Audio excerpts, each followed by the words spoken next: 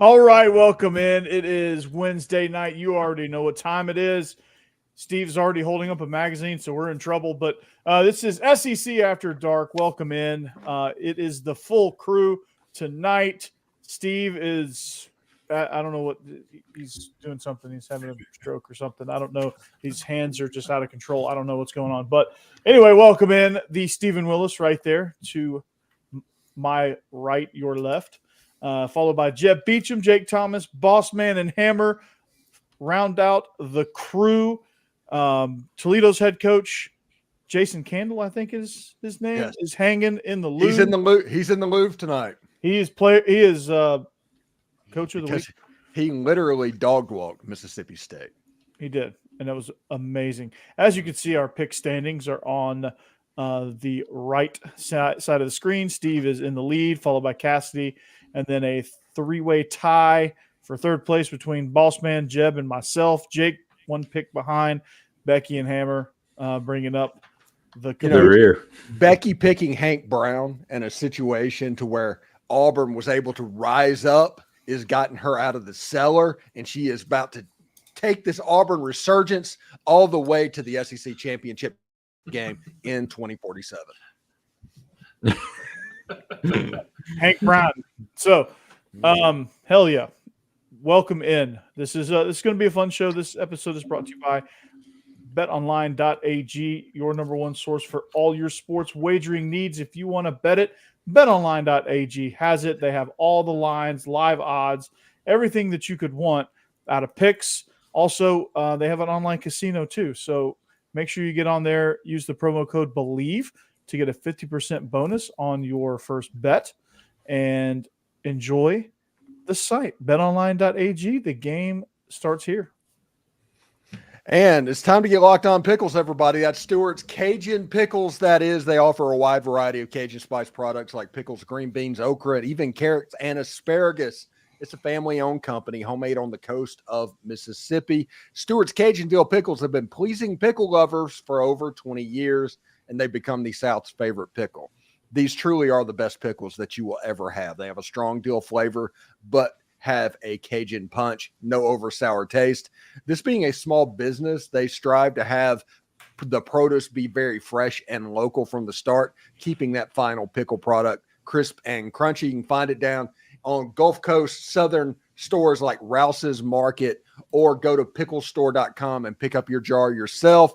Be sure to like Stewart's Cajun Dill product on Facebook and Instagram.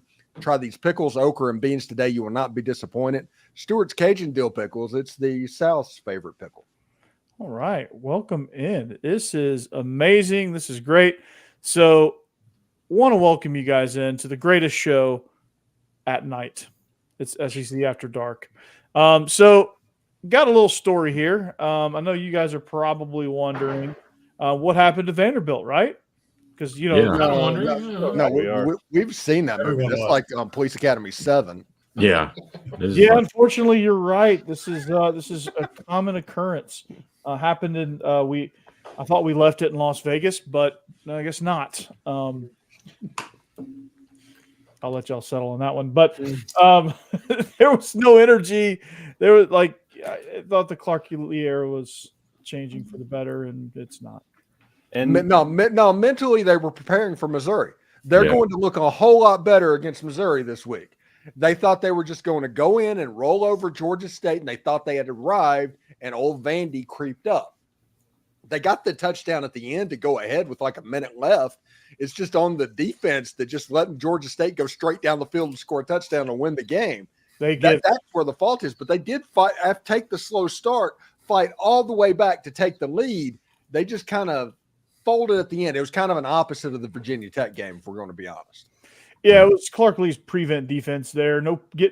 All of a sudden going away from getting no pressure on the quarterback, giving too much cushion to receivers, and just the C.J. Taylor targeting penalty.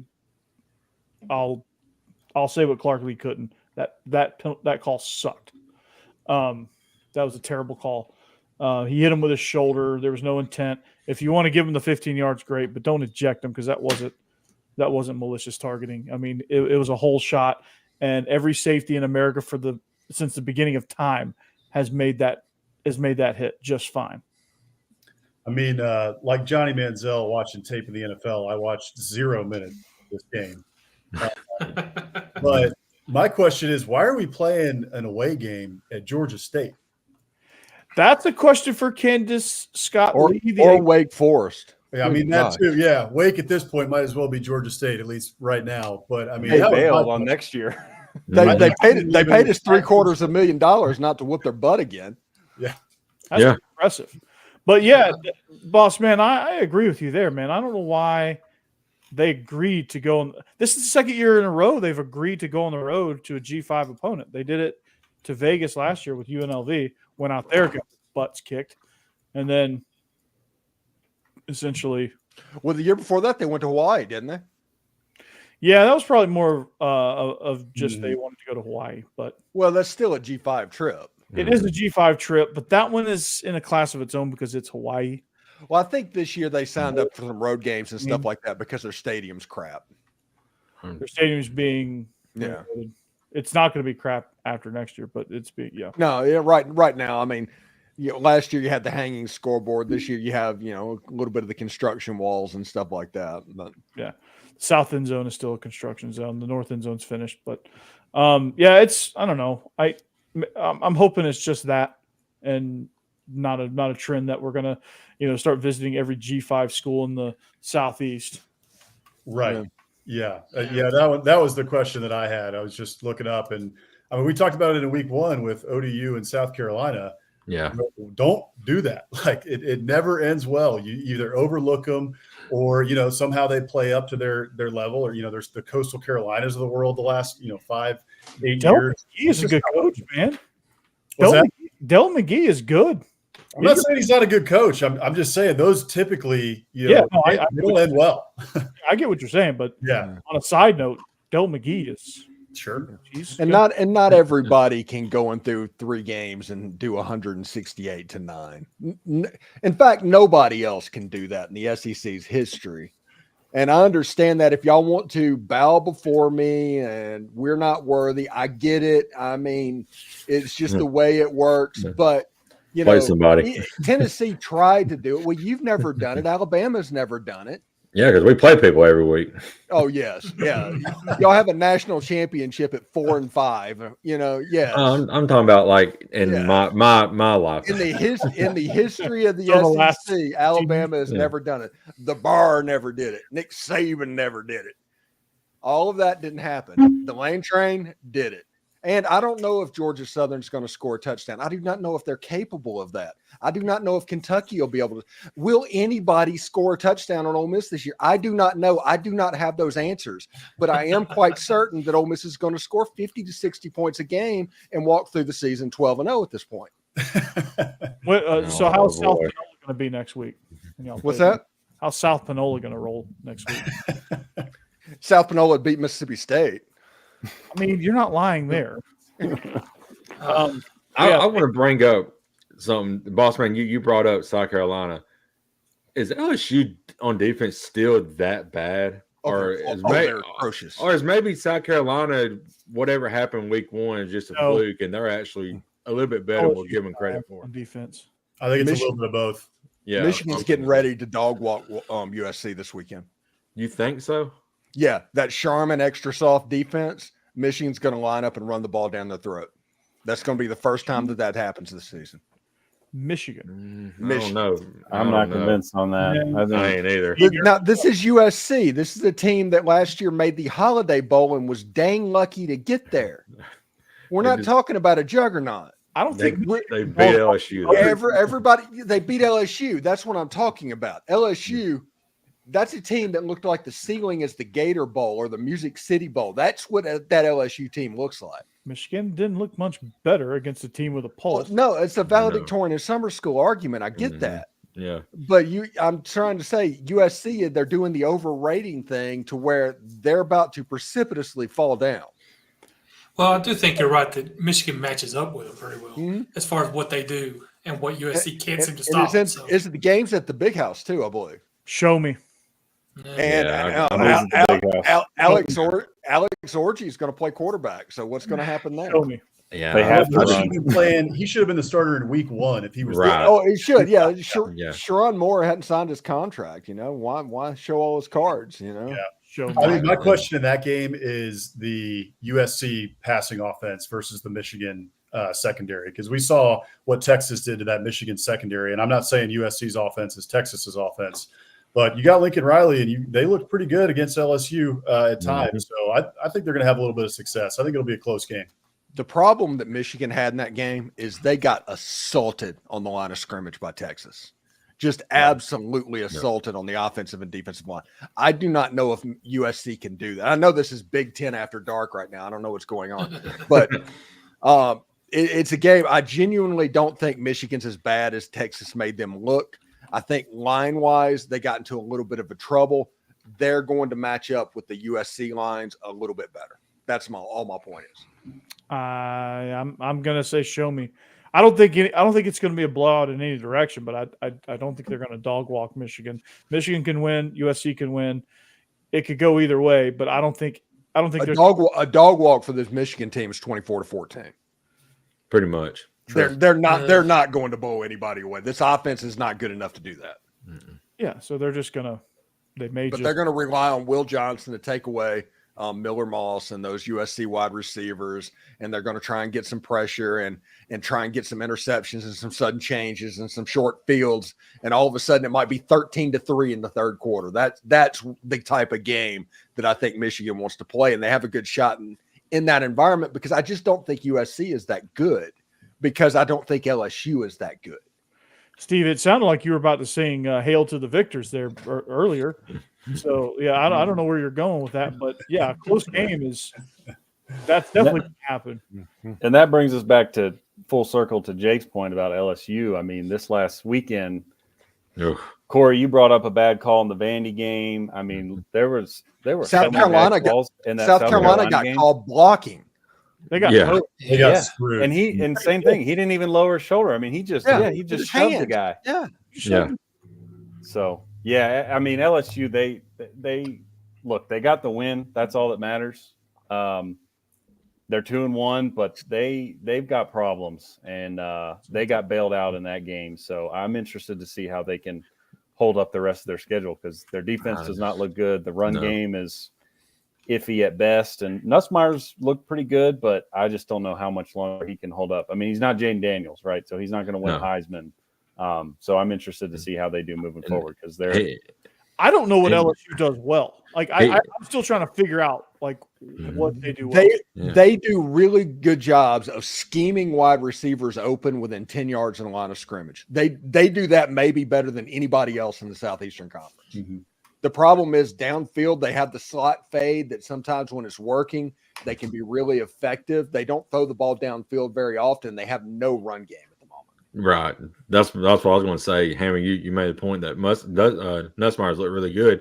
He just got to have help, and he has none right now.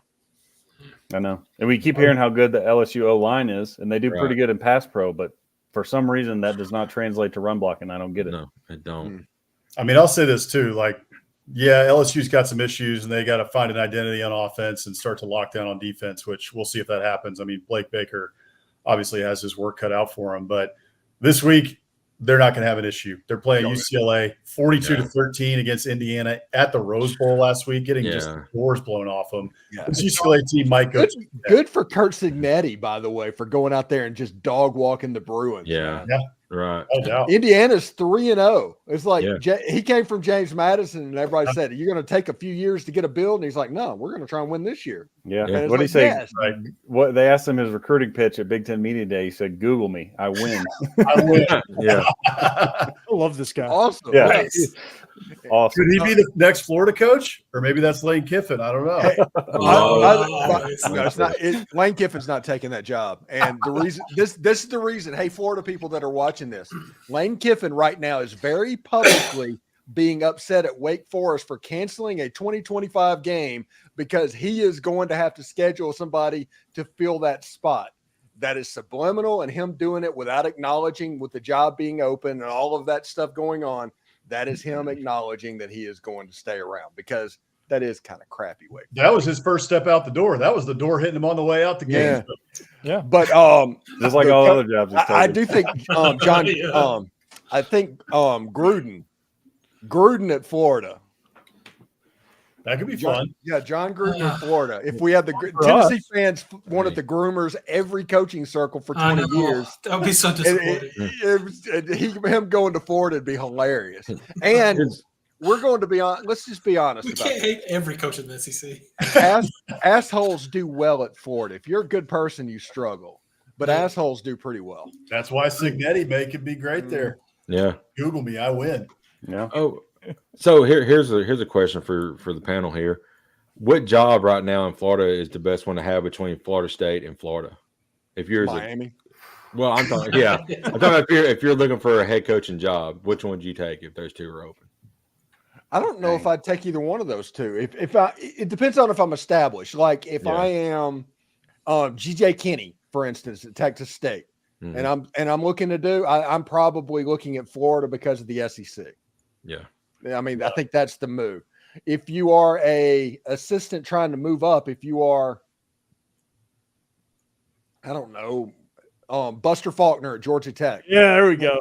Yeah, maybe you look at Florida. Maybe he looks at Florida State because he has familiarity with the ACC, good recruiter, all of that stuff. Yeah. But Wonder the if way it Alex sits Golesh right would move now- from USF. yeah, Alex Golesh would be Alex something. Golesh. But the problem Florida's Yeah. going to have, Florida can't hire a G5 coach. They're going to have to go head coach in the Power 5 or Power 4 or a sitting assistant coach in the Power 4. They can't have another G5 Billy. They can't have another Jim McElway. Right. True.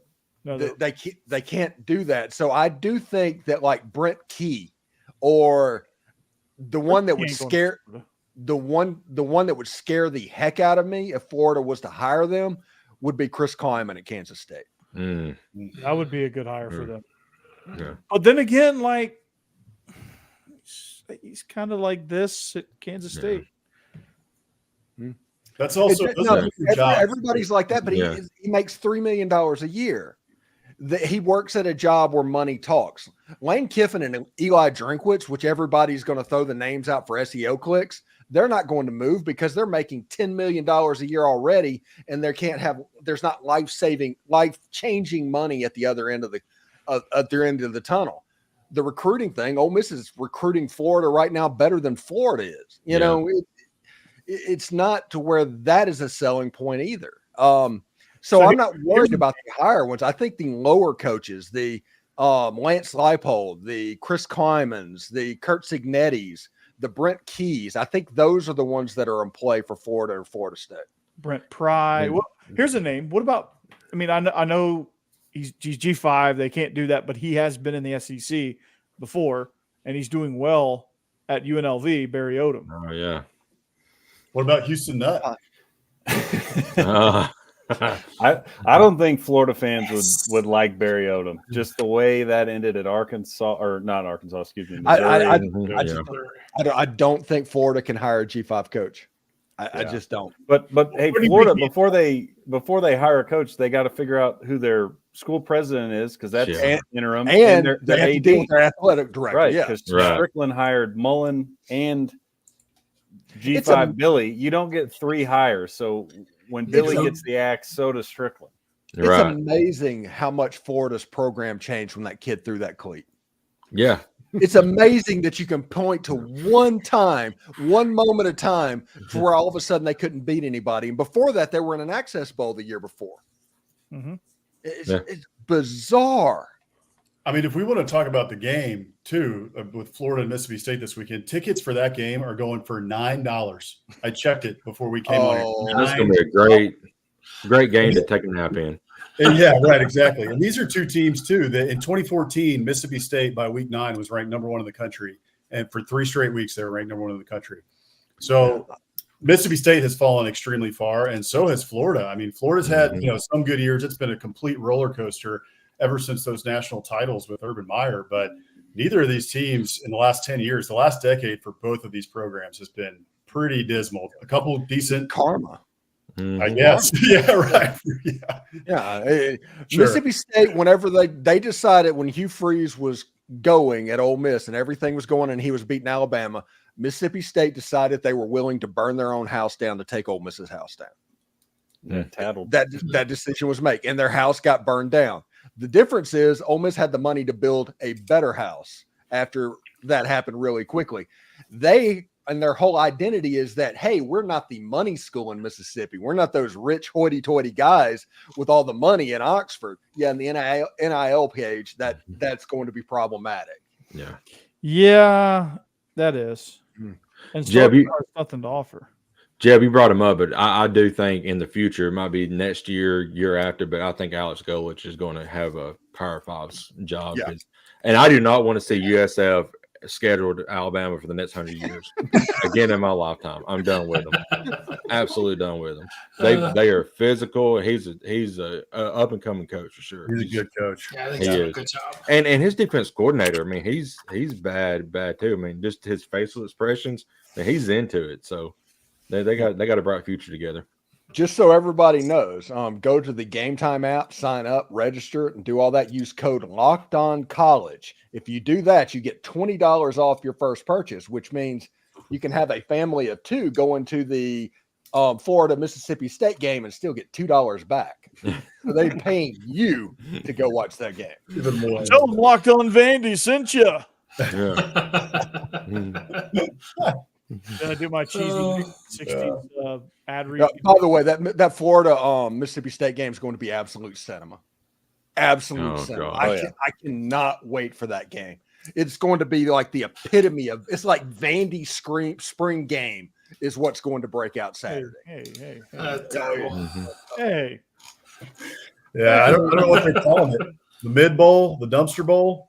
Oh, it's not the mid bowl. It's not mid. I know. Yeah, it's not even close to mid at this point.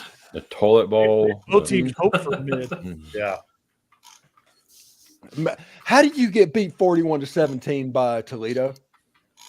That was Toledo's only second win against an SEC school in their history. Yeah. And not only that, it was like 35-3 at halftime. Yeah, it was bad. Yeah, I looked at that score. I was like, okay, Mississippi State going to hold down that last spot there in the SEC. Maybe they was looking ahead to Florida. Who knows? Too bad Mississippi State and Vandy can't play each other. What? Yeah, maybe they were looking ahead to Florida after getting dog-walked by Arizona State the week before. That power that is the Sun Devils that gave them the confidence that we can just overlook Toledo. They're a MAC school. And got slacked. Yeah, they got that action. That's for sure. Yeah, they did. Yeah. They saw Vandy heading for that last place, and they were like, "Hold my beer, we can do this." Wait a second. We're not going to let Vandy lose a close one to Georgia State without us doing anything. Yeah. No one steals our thunder. That's right. One of my favorite stories, by the way, you said the early thing about Johnny Manziel, and that got my opinion, is when the Oakland Raiders gave Jamarcus Russell blank tapes that was labeled film for him to go and break down what he saw. Yep. And he came back and just obviously didn't watch them. It's one of my favorite stories ever. Yes. Oh man. Yeah, those are two big NFL busts, that's for sure. Then he had the gall to stick up for the lie. Yeah. So before we go into picks, okay, we need to talk about Tennessee and Oklahoma a little bit. Yes, we do.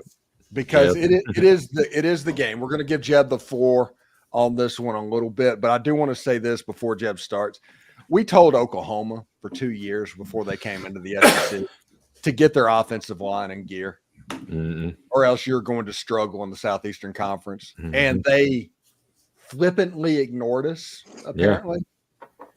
And now they lost all 5 offensive linemen from a year ago, and now they're down their top 3 linemen or something like that this year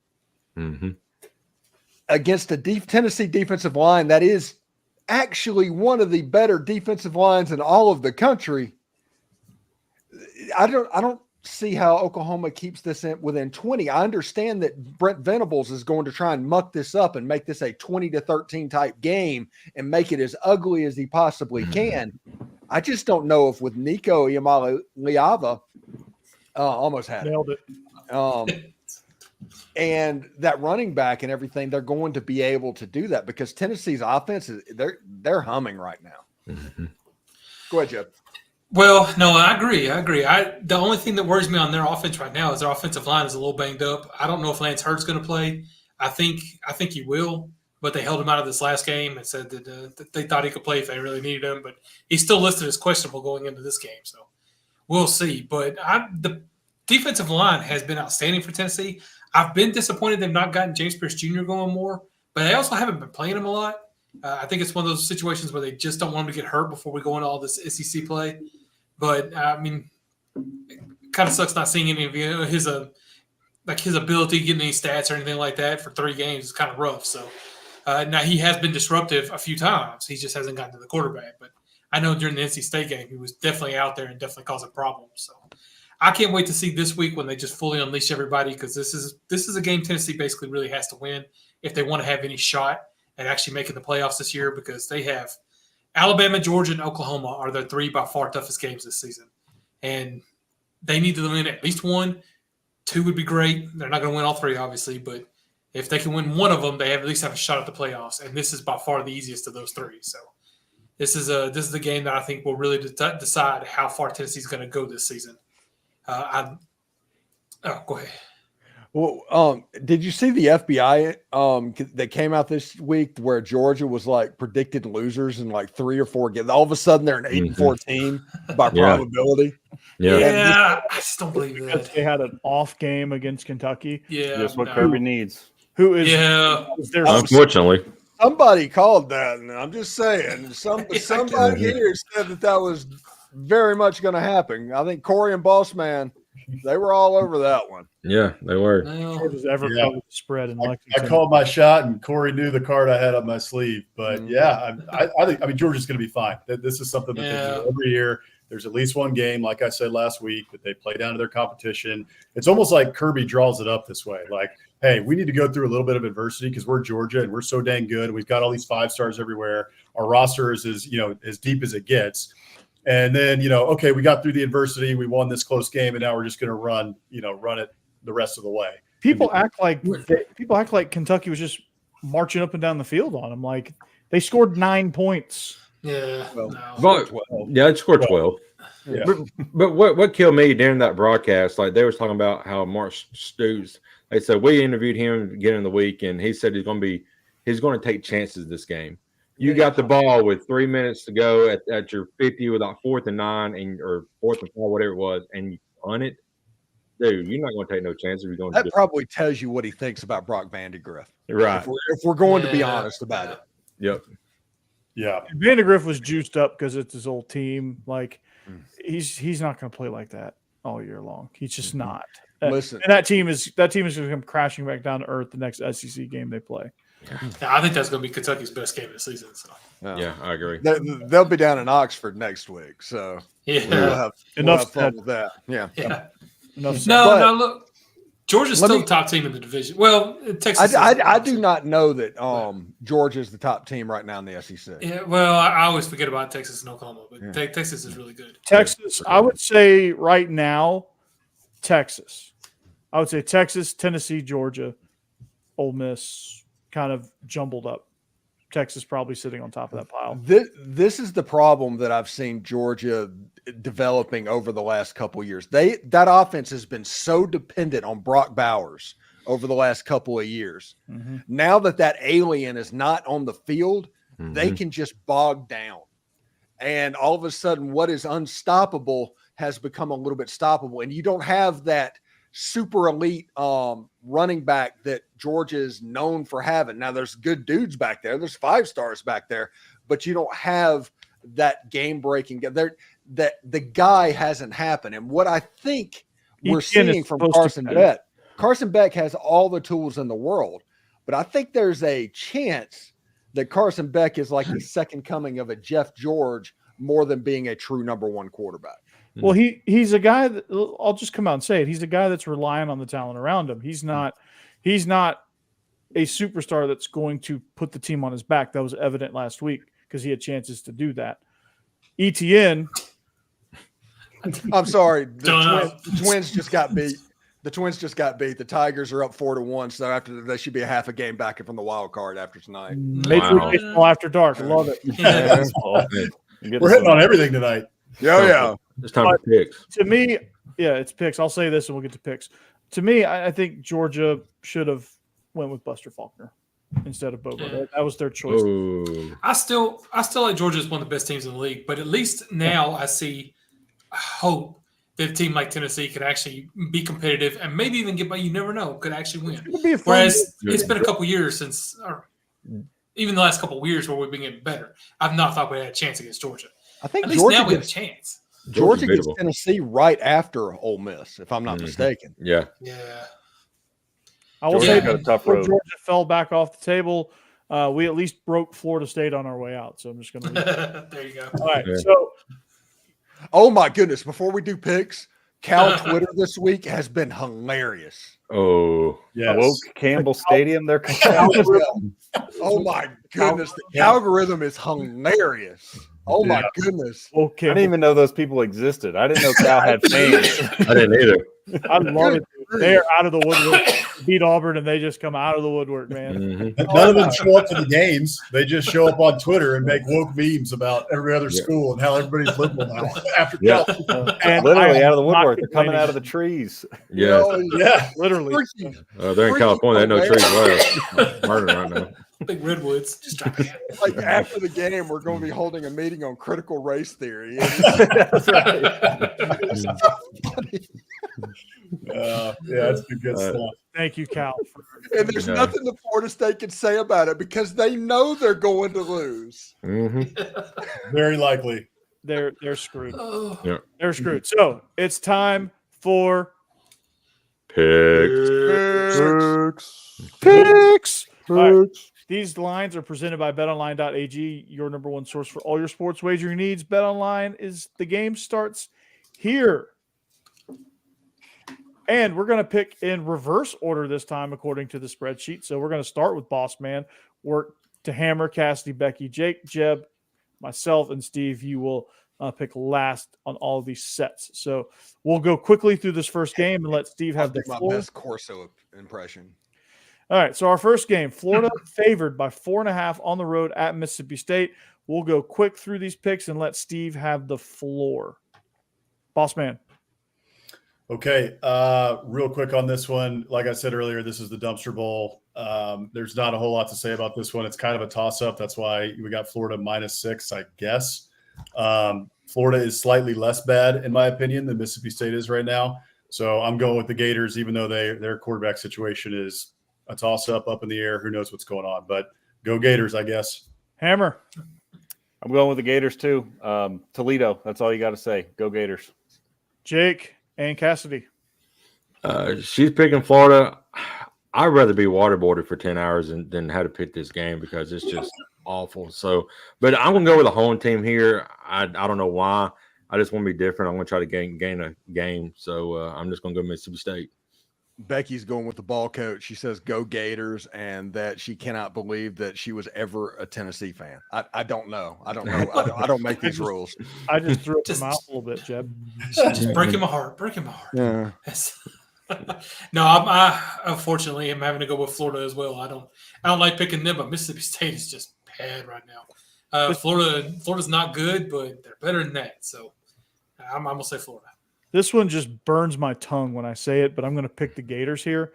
And for no other reason, Mississippi State is garbaggio. Steve, go. You have the floor. All right. So Mississippi State is probably the third best team in the state of Mississippi, maybe four. Maybe Delta State's a little bit better. I'm not sure how they are. But Florida is in a situation to where they desperately, it's like, hey, Billy Napier's still the coach. They're like surprised that that's happening. So everybody's talking about coaching search. They have not fired Billy Napier. And because they had their situation with their admin and how wrecked of a university are, remember, they're being sued for not paying their NIL bills at the moment as well. So there's a whole bunch of mess that is happening in this ballgame. As Martin Scorsese says, this is going to be cinema. This is going to be the Bad News Bears playing the Bad News Bears, like the Martin Landau or whatever his name is. Walter Matthau. Walter Matthau and the Billy Bob Thornton going at it together. You're going to get to see this cross-generational grudge match between the softest team that I have ever seen Mississippi State field against an offense that can't block a soul. It's basically like a field security person at Vanderbilt. They're going to go at it and try and make it happen. And catching strays again. Yeah, Vandy's going to catch strays in this one. But Florida, they do at least have Montrell Johnson. That is the one thing that they have. Now, DJ Lagway, the future Texas A&M quarterback, could possibly come in there. But I think Montrell Johnson is going to be the key in this game. And Mississippi State, they were not good. Now, G5 Billy, LinkedIn Billy, is known for his passes within 3 yards of the line of scrimmage on like 3rd and 27. So there is a chance that G5 Billy could muck all of this up. But I think Mississippi State is so soft, so incredibly soft. I got to go with the Gators. So you're saying it's a stoppable force versus a movable object? Yes.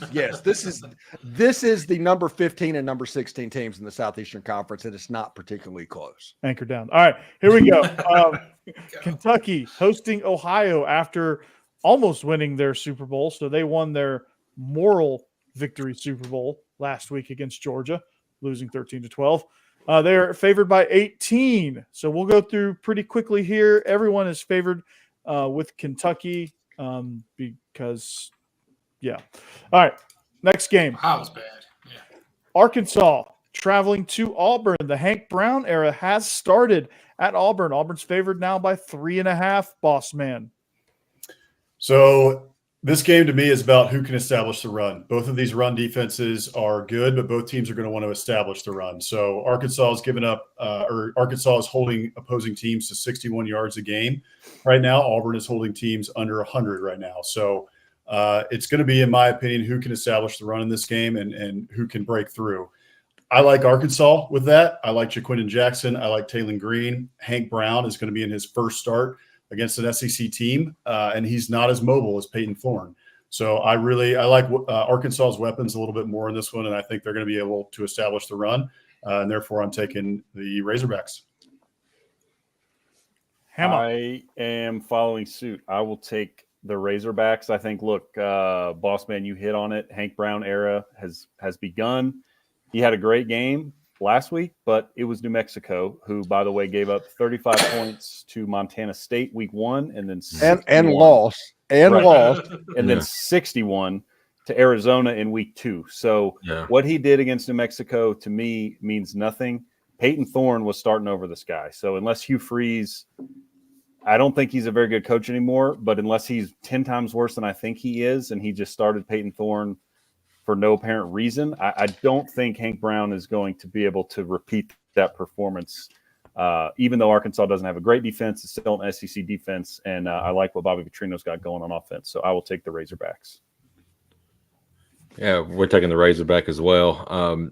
Jaquez Hunter's got to be, the guy in this game for Auburn if they won't have a chance. I mean, he's probably one of the top 5 bats in the SEC, and they just don't give him the ball enough, I don't feel like. So, and to help, Hank Brown out, they got to get him going, and he's got to carry the rock. But I just think Arkansas right now has a much better offense than Auburn does. So give me Arkansas. Becky, she's been worried. She knows where she is in the standings, and she's trying desperately to do reverse psychology in this situation. So she's going to take Arkansas in this game, but I've heard her around the house, like humming War Eagle and all of that. She's just so fired up about what this game could be and how the Hank Brown era is going to turn everything around, and that Hugh Freeze is the genius that we all need and adore. And he is going to make Auburn into what Nick Saban is times 3. All of this is going to happen, and she believes it with all of her heart.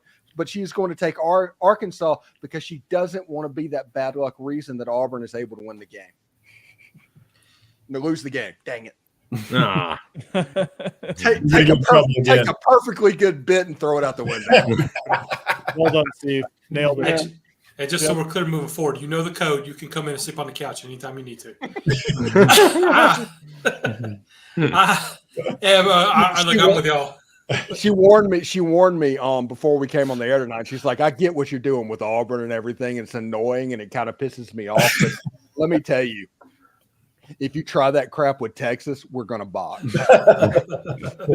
So if Steve comes back with a couple of bruises and No. She picked ULM this week. Yeah. General Booty, believer. she believes in the general. Big spread.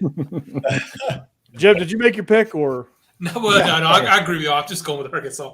I actually think the switch at quarterback will be a good move overall for Auburn eventually, but I don't think this week it's going to make that much of a difference. So I'm taking Arkansas.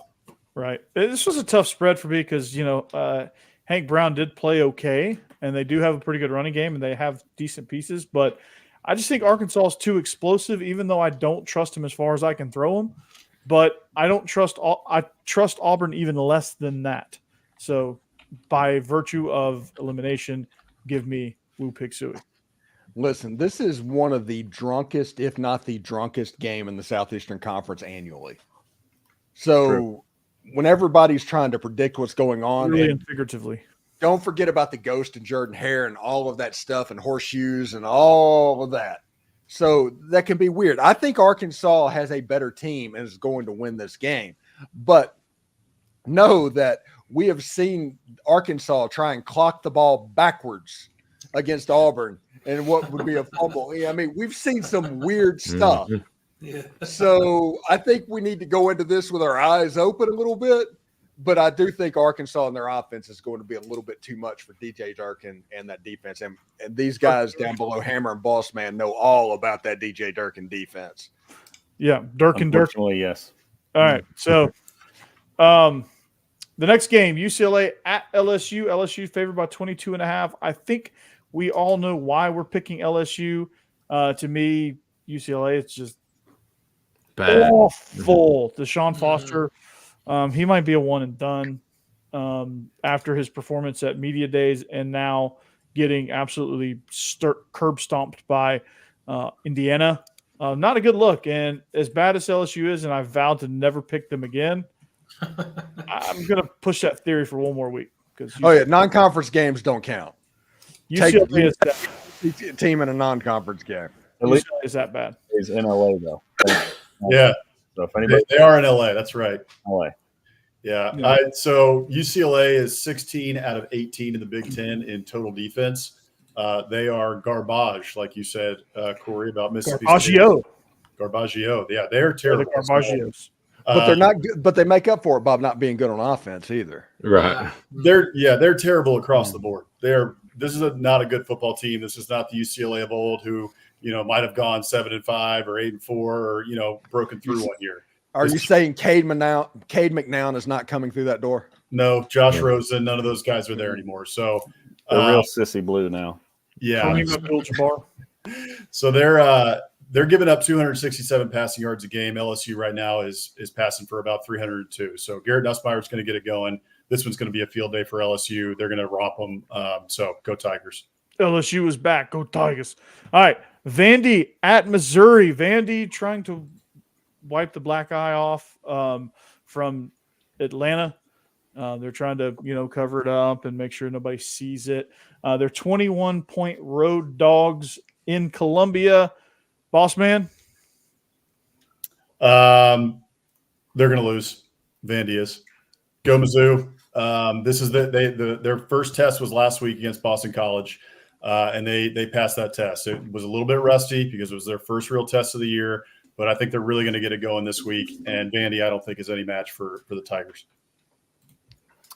I'll go the opposite way.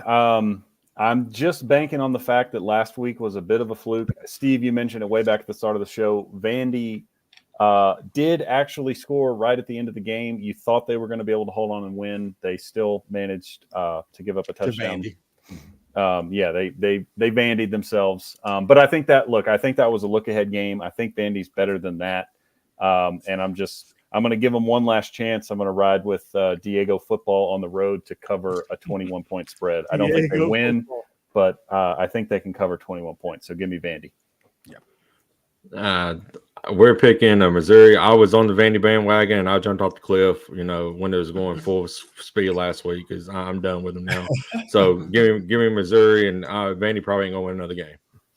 All right. Jesus. It's just the highs, the lowest, the lows. It can be a 5-5 team, buddy. They still got to win 6 to be ball eligible, though. They can be stated. Yeah.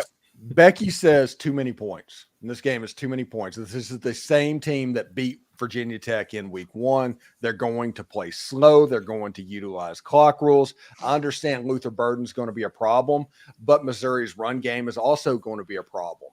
And if they can't get first downs and stay on the field, Vandy is going to drain the clock out, and all of a sudden it could be a lower scoring game. I do think Missouri is going to win the game. If you look at what Becky says, Missouri's going to win the game, but that's too many points. I'm going to agree with her. I think the smart money is probably on Missouri to cover this, but I just I kind of feel what y'all have been saying. I think Vandy is going to be more ready for this game than they were last week. I think they're going to look better. They're going to play better. They're still going to lose, but if they can keep it around 17, I think that's a good game for them. Yeah, if you want to catch way more breakdown than you should ever want on Vandy Mizzou at Locked On Vandy, check that out. But I think it's too many points. I think they can cover that because of the way they play, the style they play, and the tempo that they play with. And they've got a few injuries defensively that's going to be a problem. But again, if they can disrupt Brady Cook, get him off his spot, and limit explosive plays and make Missouri drive the ball, they can, at worst case scenario, cover the spread and give themselves a shot at some point. But ultimately, I think Missouri wins this one by less than 21 points. Yeah, it's one of those situations. Too many points. I do think Vanderbilt messed up against Georgia State because they were focusing on this game and what it could be, and they'd heard all about this. And Vandy thought they had arrived, and no, you haven't yet. But Diogo Pavia and all that, I bet you practice this week has been off the chain, getting ready for Missouri and coming off that loss. So give me Vandy in this game with the points. Yeah, nice. Absolutely. Too many points. All right. Tennessee, our game of the week. Tennessee at Oklahoma. Tennessee is 7-point favorites in Norman, which is interesting. Boss man. This game is going to be fascinating. It could be the Heupel vindication game. He was fired in, I think it was 2014, as the offensive coordinator for Oklahoma under Bob Stoops after having won a Heisman there. So he is beloved by Oklahoma fans. So we'll see if this is the vindication game for him. He's had a resurrection in his career. He was called a stone cold killer by Barry Odom this week in an ESPN story. So we'll see if that's true or not. I'm going to say it is true this week. I think that Tennessee covers. I think it's going to be close. Barely covers. My guess is it's going to be around 28-20.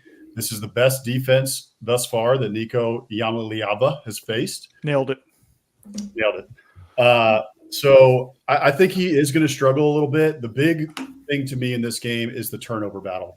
Jackson Arnold has turned the ball over twice in 2 games. We know about his turnover issues. Nico has also had a couple turnover issues. So I think the turnover battle is going to matter in this one. But at the end of the day, I think that Tennessee's quick strike offense and everything that they can do on offense and all the weapons that they have is just going to be too much for Oklahoma at this point. So I'm taking the Vols.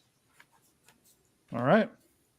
I am riding with the Vols too. I saw a stat earlier today. Oklahoma's offense through 3 games against Temple, Tulane, and Houston has gone 3 and out on 40% of their drives. And that is not a recipe to beat a team like Tennessee, who has a much better defense than any of those teams and obviously has a much better offense than any of those teams. For Oklahoma to win here, they need to be able to possess the ball, run the ball, make smart plays, and keep Tennessee off the field. I don't trust their offensive line, and I don't trust Jackson Arnold enough to do that. So I think Tennessee wins and covers here.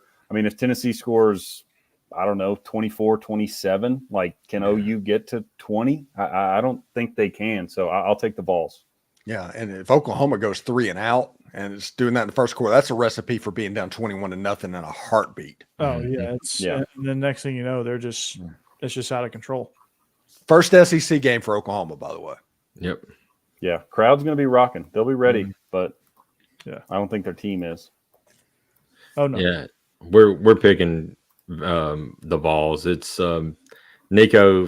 Brent Venables is a great defensive-minded coach, but I just don't think he's going to have an answer for Nico. Nobody else has yet. I know they really haven't played anybody besides NC State, and NC State's not really that good.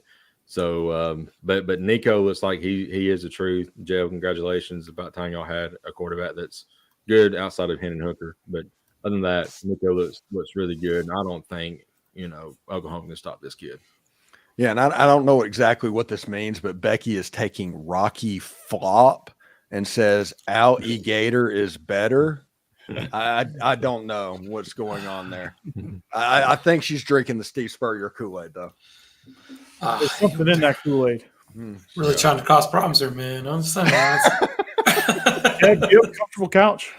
Yeah, I don't know that he's welcome anymore. Right now, it's like I just messed on that one. No, this might be the most excited I've been for a game in a long time. Even when Tennessee only lost 2 games in 2022, I didn't really see it coming. It was just one of those things that was just a gray season that just came out of nowhere and happens. Now they've actually built a real team. They've got an outstanding quarterback. They've got an outstanding offense. They've built all the pieces up, and even the defense is playing much better than I could have imagined. Steve may be happy with the scoring there with Ole Miss, but Tennessee's 191-13 right now. That's our it's a huge thing. It is, but I do want to point out our offense gave up 7 of those points. Our defense has only given up 6 on the season. It should be 191-6, but you got to count the offense points. That's right. Yeah, I'm just saying, hypothetical records. I'll give you that. I'm not saying it's a record. I'm just saying I'm happy with it. I can live with that.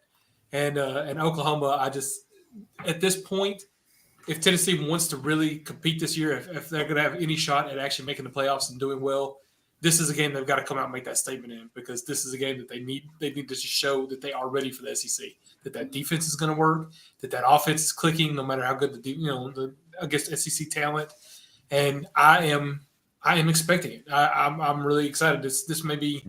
I may come in just brokenhearted next week. I don't know. I may not be in the next show. I don't know. We'll see if they come out and have a bad game, because I'm getting way too hyped up for this. We're getting our tickets for Atlanta on Wednesday. There you go. I will say Hopper has probably had this circled on the calendar all year. So all year, try all 10 years. Right, exactly. Probably his entire life since he got canned. Jeb said everything. Nico, I am lava is going to be nailed it. Nailed it. Nailed it. He's good. Him and this offense are going to be too overwhelming for Oklahoma, and if they get 3 and outs, this game is going to push to snowball 3 scores, and it's going to be bad. This is going to be a oh crap moment for Oklahoma, where they realize we actually are in the SEC. This is what it's like. Okay. That's why they said take care of the offense. Oh, well, okay. We're screwed. Yeah. give me Vols. We got Red River coming up. We'll be fine. It's fine. Yeah. It's fine. That'll be We got great. Kansas State next week. It's fine. Fine. Georgia, yeah, fine. Fine. Georgia next year. Fine. Alabama, fine. Fine. But hey, I think next week they go to Auburn or something like that. So they might actually be fine. So maybe they can get their first SEC win. Yeah. Yeah. Not the first time one, but whatever. I will say this is the across the board that scares you to death, where you got everybody picking on the Vols and everybody picking on one team, and sure enough, maybe all hell breaks loose, and that's what I'm saying. I can feel myself getting too excited. That's not good. It would not surprise me at all if Brent Venables just found his comfort zone and decided to do a 13-10 game and just mucked it up. It would not surprise. I don't think it would have surprised any of us. Nope. It just until somebody stops Tennessee's offense until 10 points. Yeah, until it happens. How can you believe it? Yeah, I don't believe it until I knew it was a possibility with Kentucky and Georgia last week, but now they showed me, so now I believe it. Yeah. And just so we're clear before we move on, Nico Iamaleava. Nico Iamaleava. Nico, I am lava. I love you, Mom. Nico, I love you, Mama. Slava. Iamaliava. Iamaliava. There we go. He- I got it. Me love Hey, I had to learn how to say Princely and Mommy Ellen. So That's true. I can't say that. I'll Yeah, I'll tell you, take Mama that. Mari. Mama La. Yeah. Mm. Okay. so may have some lava. Mhm. Steve, I didn't Got hear your pick. Who you picking? Oh, I'm taking Tennessee. All right, there we go. That's what I hear. I think Tennessee has this. He's back this has in. more. This has a more of a chance to be a 42-14 game than it is to be a close game.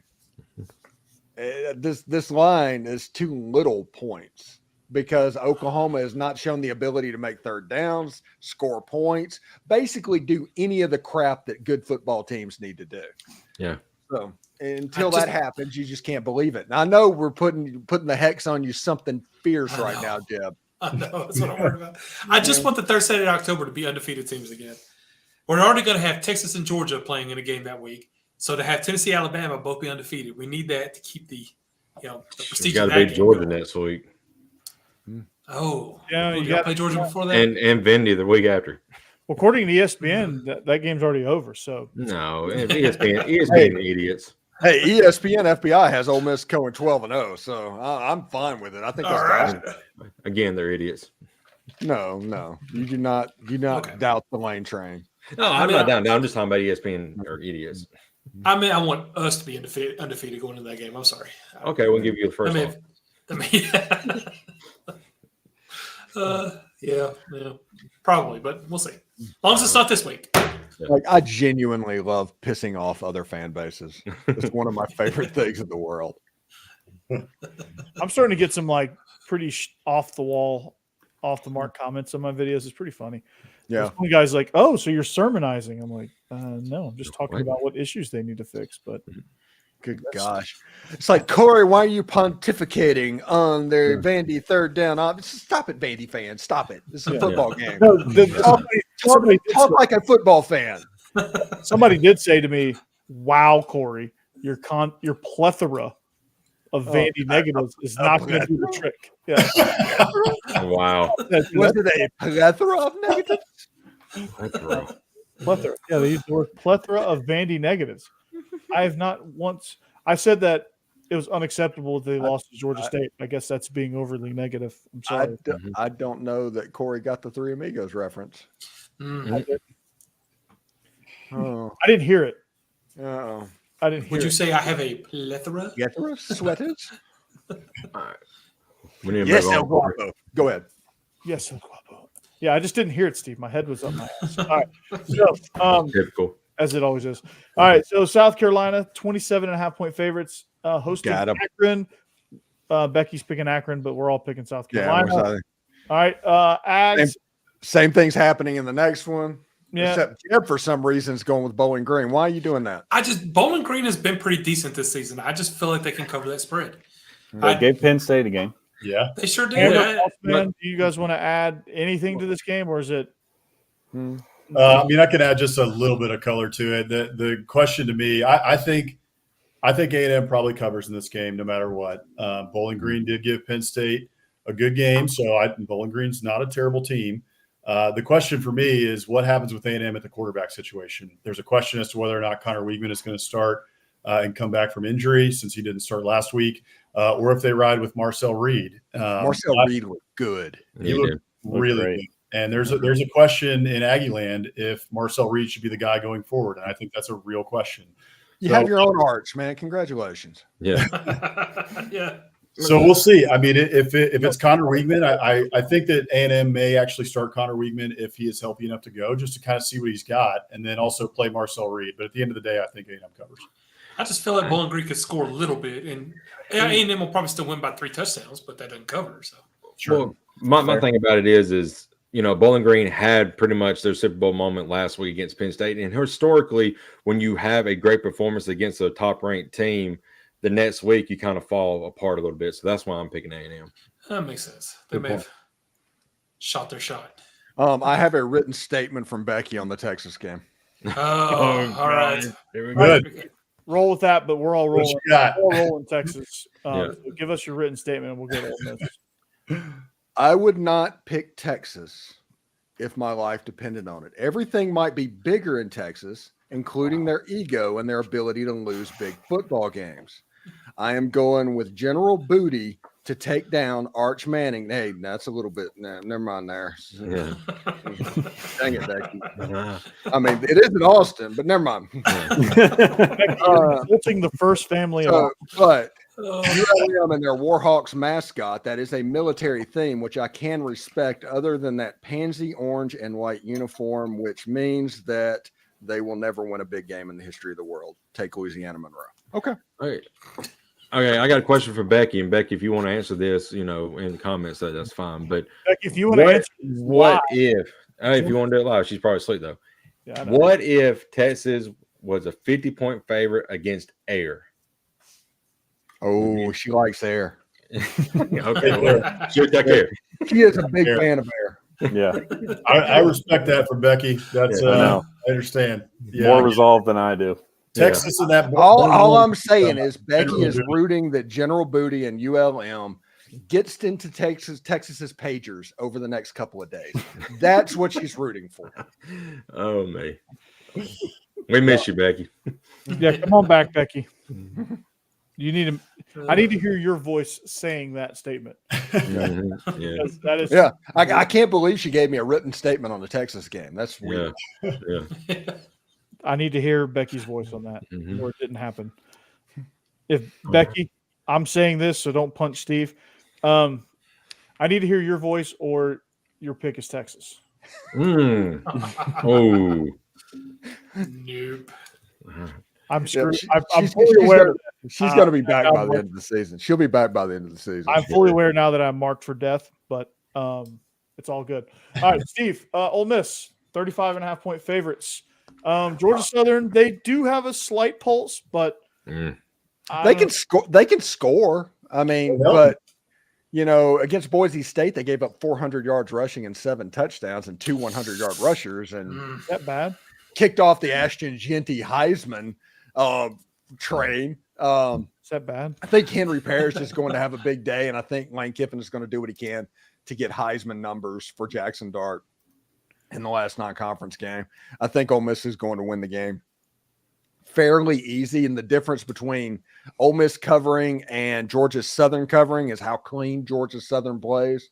It could be like a 52-17 type game to where Ole Miss ends up not covering that line, or it can end up being a 56-3 type game. And if that happens, I think that's what we're looking at here. But give me the Rebels.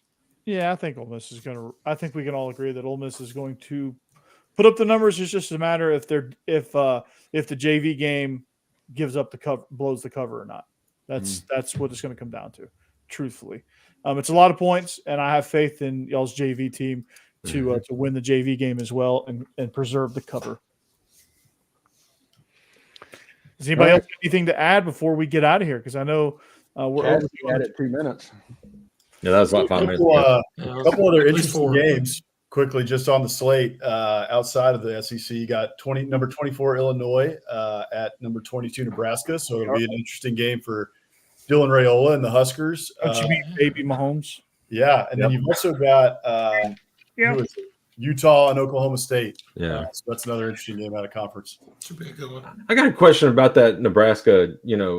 How did the AP pick the top 25? Because Nebraska hadn't won but 5 games in like 35 years. So how are they already ranked 22nd in the country? They beat for the same reason Notre Dame got into the top 5 after they beat A&M. Well, that's true. That's true. It's the same thing. Yeah. Sports writers that are 55 years old remembers Tommy Frazier and Tom Osborne. That's true. Same reason Texas is always ranked in the top 10 every year, even though Alabama. For the last decade, I mean, they haven't really been. We had Nick Saban. That's the reason why. Touchdown! I'm surprised Illinois is ranked though. I mean, that's you got Bielema. Bielema up there. Luke Altmaier, the first quarterback that Jackson Dart beat in a quarterback competition. Yep. Yeah. Right. And he's throwing the ball to Zachary Franklin, who was an Ole Miss legend, who had a touchdown catch against Auburn and not another one. I guess old Bert Bielema knows where to get his talent. So, Bert, Hey, Bert. man, It's awesome. Whenever he wears the pullovers long sleeve, it looks like he's wearing like a poncho from. It's fantastic. Does Colorado beat Baylor this week? I think so. I don't think Baylor's any good. Yeah, I don't know. I don't know. I don't think Colorado is either. No, that's fair. Yeah, that's another toilet bowl. Yeah, That's a tough game. But a quick note on Burt Bielema. He may look like he's wearing a poncho, but he has the hottest wife in all of college football. That is a commercial for confidence. That is a commercial for confidence. Now it's really SEC After Dark. yes. Yeah. I mean, our name, For an hour and 5 minutes. Yeah. our name doesn't. Our name and reputation precedes itself. We do hammer, boss man. We do go off the rails quite a bit during the off season. I might add.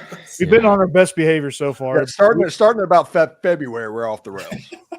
Well, we've been on our best behavior, and I don't know how long we can hold out. So, yes. I don't know. I talked about Manning and Booty a second ago. Yeah, that's true. So we're getting there. Like I said, we're holding it together with like MacGyver with duct tape and bubble gum, but we're holding it together. We're holding it on the rails so far. We're not making it this season without going completely off the rails at some point. It's just not going to happen, and I'm here for it. So, last thing before we go, I'm going to show up at the Georgia Alabama game. Make it a nightmare for everybody. It's going to be a fantastic game. It's going to be truly a wonderful game, the best game in all of college football. I wish he'd wouldn't show up. Go It's gonna Dogs. be a distraction. Go Dogs. Go Dogs. Go Dogs. Yeah, he's going to be at the game. So, Steven Willis, you can catch him Locked On Ole Miss. He is dominating the Ole Miss podcast world. He's first, and everybody else is in last. Jeb Beecham, sometime going to do it. Jake Thomas, Tide Talk Live, soon to be Bama After Dark, whatever we're going to call it. I think that's sometime somewhere in the works. And then Boss Man and Hammer, Biscuits and SEC. It's going to be Biscuits Dark and SEC After Dark. It's a working title, so bear with me on that. Yeah, So Waffle House is Ooh, open it could be 24/7. it could just be breakfast. Yes. Yes, Waffle House is goated. It's just called breakfast for dinner. Anyway, so whatever you guys are going to call that, it's going to be awesome. But, By the way, if you can't call it Waffle House After Dark because that has a completely different connotation. Yeah. Yeah, that's Start fist fighting. Yeah. Yeah. But Shares we're doing breakfast after dark. We can't do like Waffle House. Like if you do that, I mean, come plates on. are flying. People are crashing into the jukebox. the freaking cooks are fighting. But People. I will say this. And scattered. Waffle House at 3 a.m. when you're drunk, it hits different. But the nicest waitresses you'll ever meet in your life. That's for sure. With 2 teeth.